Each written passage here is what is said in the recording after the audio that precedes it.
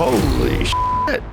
He said what? This commission says the damage being done from Harry here could actually stop people trusting charities altogether. His mother would be ashamed, P. Dino. To be honest, it's a last resort. Really, what Prince Harry wanted to do was to eject me from the organization, and this went on for months. It went on for months through bullying, harassment. I have documentation. Now, of course, Harry is trying to present himself the victim of all of this. What happens when the very charity meant to honor Princess Diana's legacy is dragged into a public nightmare? Well, you're about to find out. Sentebale, once a shining symbol of hope for HIV-positive children in Africa, is now a toxic wasteland thanks to one royal drama that spiraled out of control. Meghan Markle, with her relentless ego and uninvited chaos, has allegedly ruined it all. And if you think Prince Harry is some innocent bystander in this mess, think again. He's been caught up in a whirlwind of bullying claims, legal battles, and one brutal public meltdown after another. But it's Sophie Chandauka, Sentebale's chair and the woman who dared to fight back, who's now calling out Meghan for single-handedly destroying everything. In the next few minutes, we're going to break down exactly how Meghan's toxic brand infiltrated a once revered charity, how Harry's own actions set the stage for disaster, and how the entire thing is falling apart in front of our eyes. Spoiler alert, this isn't just another royal scandal. This is a story of destruction, and it's only getting worse. Prince Harry throws a mega strop, quits the charity that he set up in honor of his mother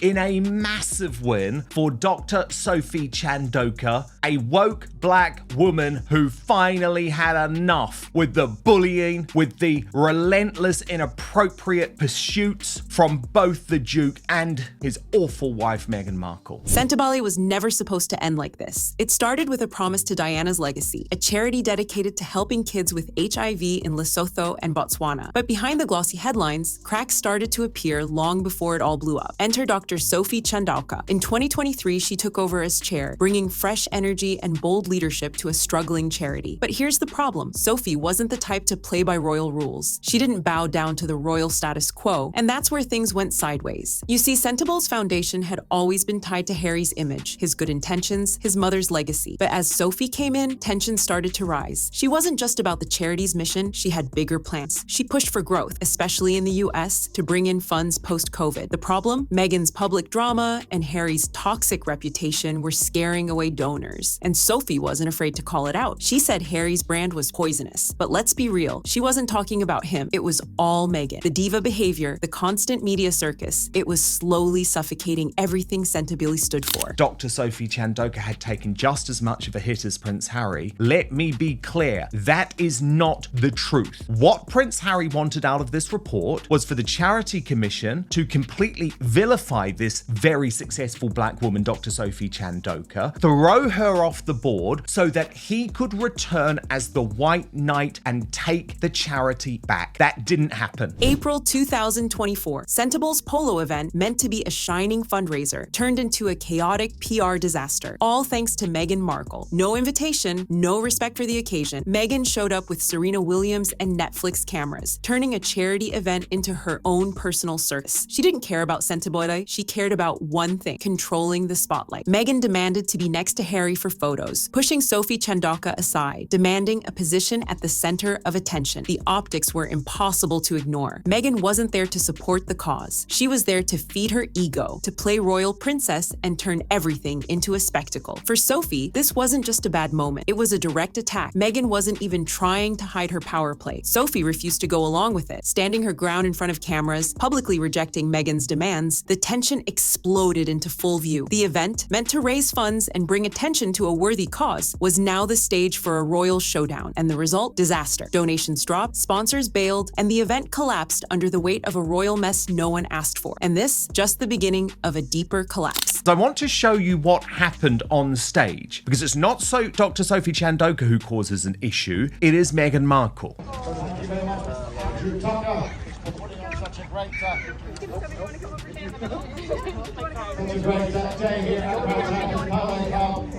Again, a big thanks to all those who provided horses. You know, why not just let the lady stand where she wanted to stand? Is that so bad? Because Meghan is always trying to control the narrative. What happened next was inevitable. The fallout from the polo disaster wasn't just about bad PR. It became personal. Sophie Chandauka, already under fire from Meghan's blatant power grab, found herself at the center of a toxic storm. Meghan Meghan's behavior wasn't the only problem. It was Harry's response that really set things on fire. Behind the scenes, Sophie accused Harry of bullying her, pressuring her to cover up Meghan's actions, downplaying the damage, and trying to control the narrative. It wasn't just about a charity event gone wrong anymore. Sophie claimed Harry was pressuring her into silence, using his position to manipulate her into protecting Meghan at all costs. And Sophie wasn't holding back. She didn't just point fingers, she threw accusations of misogyny and harassment. She alleged that Harry's team resorted to late-night calls, threats, and intimidation tactics, making her feel like she was facing a royal witch hunt. What should have been a conversation about the charity's future was now a battleground of power and control. Sophie wasn't going to back down, though. She fought back hard. Her legal team got involved, trying to stop her removal from Sentabale's board, even as whispers of bullying and sabotage spread like wildfire. The charity was falling apart, and everyone had their own version of the truth. But one thing was certain: Meghan, Harry, and Sophie were all trapped in a vicious cycle that only made everything worse. Sentebale was unraveling fast. The chaos in the boardroom reached a breaking point. Trustees were fleeing one after another as the infighting, drama, and accusations spiraled out of control. Everyone had their own agenda, and no one could agree on how to save the sinking ship. At the center of it all, Sophie Chandauka was fighting to keep her seat as chair, launching a lawsuit to stop her removal. It wasn't just about the charity anymore, it was about power. But Meghan Markle didn't give a damn about that. Didn't give a damn about the fact that Dr. Sophie Chandauka wasn't this very public person, didn't need to become embroiled in all of this. But yet again, it shows that Meghan's ego comes before anything else and could actually tear a charity apart. Sophie wasn't going down without a fight. But here's the thing, her lawsuit wasn't about saving the charity. It was about saving her own position at the top of a sinking organization. Behind the legal battle, the atmosphere was toxic. Meghan's name was still tangled in everything. The fallout from the polo debacle continued to haunt them, and whispers about her role in the ongoing disaster were everywhere. But Sophie wasn't just fighting Harry and Meghan, she was now facing off with the board, who were losing patience with the constant drama. Every decision was now a fight for survival, and Sentebale? It was stuck in the middle, caught in the crossfire of egos, betrayal, and endless legal wrangling. The charity's future was uncertain, and the damage was already done. The Charity Commission stepped in, but by then, it was too late. Charities rely on passion to deliver for the people that they're created to serve. But alongside passion, there needs to be good governance and clear policies to enable them to deliver for those people they serve. In this case, those policies were not in place, and that led and enabled a dispute. The damage to Sentebale's reputation was irreversible. The funding dried up, sponsors pulled out, and what should have been a legacy charity to honor Diana became another casualty of royal dysfunction. By March 2025, Prince Harry had enough. He stormed out as the patron of Sentebale, throwing his hands up in frustration and accusing Sophie and the rest of the board of attempting a hostile takeover. The timing was almost too perfect. Just as the charity was collapsing under the weight of scandal, Harry threw in the towel, blaming everyone but himself for the disaster. His dramatic exit wasn't just about distancing himself from the mess. It was a calculated move to escape the fallout while still trying to save face. Harry wanted to protect Diana's legacy, but it was clear he had already tarnished it beyond repair. The accusation of a hostile takeover didn't just come from Harry's camp, it was the language of someone trying to deflect blame. The reality was much darker. Meghan's chaotic influence, her demands, her PR stunts, and Harry's inability to rein it all in had already destroyed Sentable's reputation. It is unbelievable to me that Harry has been so blinded by this woman, and he is not even putting his mother's legacy before, his wife and the things that she's doing that are so detrimental to this good work. But Harry wasn't about to take responsibility for any of it. Instead, he blamed Sophie for everything that went wrong, painting her as the villain and attempting to rewrite the narrative of the charity's collapse. What followed was a vicious war of words. Harry's camp started targeting Sophie with online trolls and harassment. It was a clear attempt to smear her publicly, shifting the blame and positioning Harry as the victim of a royal power struggle. But that wasn't the only issue. As Harry prepared to leave Sentebale behind, the charity's reputation continued to sink. No one was left standing with the organization. Harry's exit wasn't just a royal tantrum. It was the final nail in the coffin of a charity that had once symbolized hope. In August 2025, the Charity Commission finally weighed in, but by that point, the damage was already done. The report cleared Harry of widespread bullying, but the commission didn't pull any punches when it came to the royal circus that had taken over Sentebale. They called out the mudslinging, the infighting, and the toxic atmosphere created by the constant royal drama. What should have been a well-respected charity for children in Africa chandauka had been reduced to a dumpster fire of egos and royal entitlement. And Meghan's name, it was still tied to every bit of the mess, though no one wanted to say it outright. Her chaotic interference had poisoned the entire operation. The report didn't spare anyone. It blasted Harry for failing to rein in the chaos surrounding Sentebale. It slammed Sophie for her endless legal battles and the public spectacle she'd made of the charity's downfall. The board, a complete failure. In the end, everyone had contributed to the destruction of what was meant to be a legacy of hope for children battling HIV in Lesotho. This is his reaction to losing Sentebale, and there are reports that potentially he could create a new rival charity. And the fact that he's now talking about setting up a rival charity just shows how sick he is. Charity isn't about competition, for God's sake. It's about stopping poverty in Africa. Sentebale wasn't just in crisis. It was a shell of its former self, its credibility obliterated. And the worst part? None of them were willing to take responsibility. Sophie was seen as a flamethrower, constantly fueling the fire with her legal tactics and accusations. Harry walked away, pretending to be the victim. Meghan, as usual, was nowhere to be found in the aftermath. The report confirmed it. Sentebale wasn't just crumbling because of one mistake. It was the result of unchecked egos, selfishness, and a complete lack of accountability across the board. By 2025, Sentebale's once robust funding had dried up completely. The charity that Harry had founded in honor of his mother was now a hollow shell, abandoned by donors, sponsors, and the public. The financial hit was catastrophic. Millions in promised funds were lost, and the children who desperately relied on Sentebale's support in Lesotho were left to suffer the consequences. The dream that had once brought hope to so many was now nothing more than a failed toxic experiment. But the damage didn't stop with the charity, the royal family's reputation in tatters. Harry's public exit from Sentebale, his refusal to acknowledge any role in the collapse, and his increasingly erratic behavior only further fueled the backlash. Critics weren't just pointing fingers at Meghan anymore, they were turning on Harry, accusing him of abandoning the cause he once claimed to hold dear. It was no longer about charity work, it was about a royal family caught up in scandals that reached beyond the palace walls. And Meghan, her reputation, already damaged by her endless drama, took another massive hit with the public outcry over Sentebale's downfall. It's going to really affect their fundraising. It's going to affect the branding. And these children are going to be the ones who are going to pay the price for that, I believe. But it wasn't just the charity's collapse that kept the headlines burning. The whispers of more lawsuits, more infighting, and more royal secrets slowly leaked into the public, hinting that the worst was yet to come. The royals were now seen as a walking disaster, their public image forever tied to the destruction of a charity that could have saved lives. And that's how it all fell apart. Sentebale's complete collapse wasn't just the end of a charity, it was a warning sign about the destructive power of unchecked egos and royal drama. Harry and Meghan's influence turned a noble cause into a battleground, and now the fallout is still echoing through the royal family. It's clear, no one's coming out of this looking good. But the drama doesn't end here. If you thought this scandal was bad, wait until you hear what's happening next. Veterans are now demanding Harry and Meghan be banned from Invictus 2027, and the reason? You won't believe it. If you want to know what's really going down, check out our last video. Thanks for watching, and make sure to hit that subscribe button for more shocking stories right here on Postar Spotlight. Stay tuned, there's more to come.